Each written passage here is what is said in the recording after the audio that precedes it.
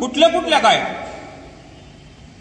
ओबीसीतल्या सगळ्याच जाती, साळी माळी कोळी तेली तांबुळी मुस्लिम मराठा गरीब मराठा कुणबी मराठा दलित मातंग वडार कैकाडी घिसाडी बेरड रामुशी पारधी अशा 18 अपगड जातीची माणसं उत्पेटून उठल्यात। उद्या सकाळी बारामतीत मोर्चा होणारच आहे।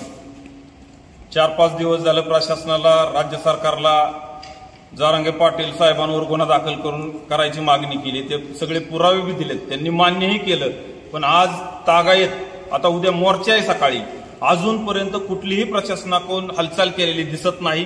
आणि म्हणून मला तर वाटतं राज्य सरकारला प्रशासनाला या महाराष्ट्रात मोठ्या प्रमाणात जातीची भांडणं लावून पुढे काय कुठं नेऊन महाराष्ट्र ठेवायचा हा माझ्या मनात पडलेला प्रश्न आहे। म्हणून उद्या सकाळी शारदा प्रांगण पासून लाखोंच्या संख्येत प्रांत कार्यालयात आम्ही जाणार आहोत।